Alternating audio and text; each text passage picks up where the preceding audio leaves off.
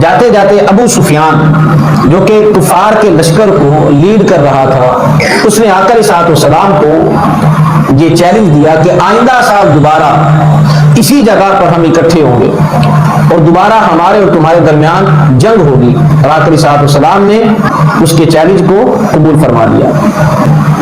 اب کفار مکہ اپنے تئیں وہ خوشی میں، فتح کے نشے میں اب وہ جا رہے ہیں کہ ہم نے فتح حاصل کر لی، ہم نے فتح حاصل کر لی۔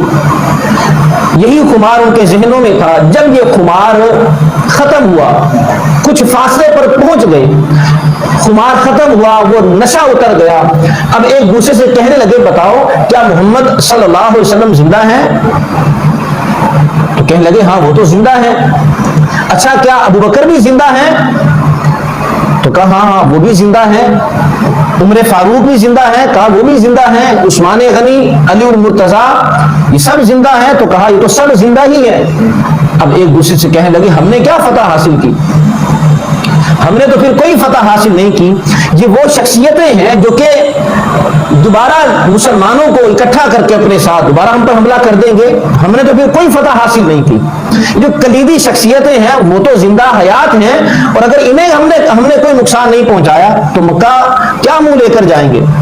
اب وہاں سے ان کا ارادہ پھر بدل گیا کہ واپس جائیں، دوبارہ جا کر ان پر حملہ کریں۔ اب وہ ایک مکان ہے، مقام حمراء الاسد، وہاں پر اکٹھے ہوئے۔ حضور نبی اکرم صلی اللہ علیہ وآلہ وسلم اب کفار تو میدان جنگ چھوڑ کر، میدان عمل چھوڑ کر بھاگ گیا۔ آقا علیہ السلام نے صحابہ کو حکم دیا چلو مدینہ واپس چلے۔ حضور نبی اکرم صلی اللہ علیہ وسلم اپنے جان نثاروں کو لے کر مدینہ واپس آئے، رات وہاں پر رہے۔ اگلے دن پتہ چلا کہ کفار دوبارہ پلٹ کر حملہ کرنے کی منصوبہ سازی کر رہے ہیں۔ اب حضور نے صحابہ کو حکم دیا، وہ صحابہ کہ جنہوں نے غزوہ احد میں شرکت کی تھی، کہا صرف وہی صحابہ دوبارہ مقابلے کے لیے جائیں گے، کوئی دوسرا نہیں جائے گا۔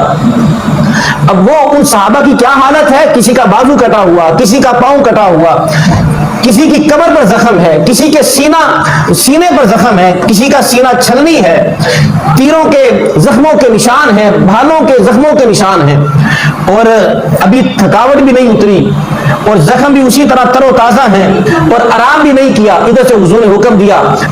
اب یہاں پر صحابہ کا بڑا امتحان تھا، کڑا امتحان تھا۔ کسی صحابی نے یہ نہیں کہا کہ یا رسول اللہ زخمی ہیں، ابھی کل تو جنگ سے واپس آئے ہیں، آپ دوبارہ حکم دے رہے ہیں تو ان کے ساتھ جا کر جنگ کریں، کسی نے نہیں کہا۔ ادھر حضور نے حکم دیا کہ ہم نے دوبارہ کفار کے پاس جانا ہے، وہ پلٹ کر حملہ کرنے کی منصوبہ سازی کر رہے ہیں، ان کے منصوبے کو خاک میں ملانا ہے۔ ادھر حضور نے حکم دیا، تمام صحابہ لبیک کہتے ہوئے حضور کے حکم پر تیار ہو گئے۔